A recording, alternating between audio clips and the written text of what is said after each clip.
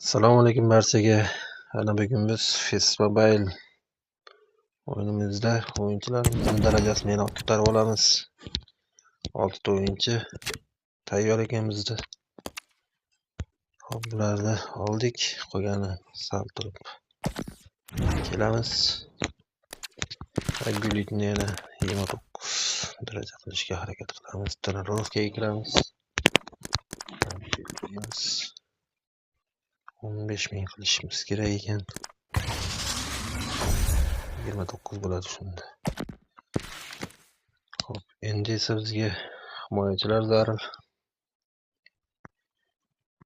Draft ochib ko'ramiz. Bizda esa 3 dona draftimiz bor. 4 yo'nalishga kiramiz. Bu yerda bizga asosiy zararlar Nuno Mendes tusha qol endi. Hamma o'zicha shunday qilyapti, biz ham qilib qo'yaveramiz. Ishonmasak ham. Yoki Van Dijk tusha qol endi. Hop, raporoqsa 10 soatdan keyin yangi futbolchilar keladi. Biz esa mana bu draftni ochib ko'ramiz bittalikni. Kim? Hech kim. Yana o'sha 909 overlik o'yinchi.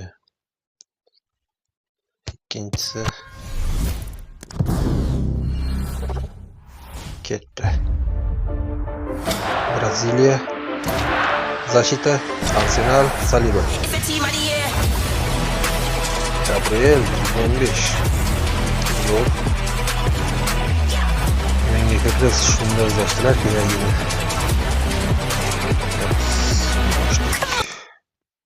Yaxshi. Bir dona draft qoldi. Buni ham bir ochib ko'ramiz endi. Garchi foydasi yo'q bo'lsa ham. Chunki bu yerda 110 lik futbolchi taqdim etildi. Atletico Madrid o'yinchisi. Bu bizga kerak emas hozircha. Hop, endi bizda almazlar bor, lekin ertaga yangi Totti keladi, shuning uchun ularni ishlatmaymiz. Yangi Tottigimiz, hop, bitta draftda 4,5 almazga almashtirish mumkin ekan. Bu yerda esa Musayila bizga tushib bo'lgan, buni olib olamiz. Musayila 15 daraja kuchaytirilgani. Hop, tugadi. Bu yerda esa Zvezdinga abonent bo'yicha 2 ta o'yinchi beriladi hozir. 2 ta tugatdik. Mana shu Eto'o kartini ham olmoqchiman. Buni ham ertaga videosini chiqaraman. Eto'odan keyin bir Kumer o'yinchisi ajoyib rashni beryapti. O'shanga buni olmay turibman. Endi ko'ramiz. Yoki Eto'ni olsam. Yo'q, Eto'ni olmaymiz. Ertaga bizga rashni kerak va bu yerda 13 ta adashmasam draft beriladi. 3000 olmos. Hop, yana kerak narsalar beriladi agar. Buning uchun $14.9 saralagan.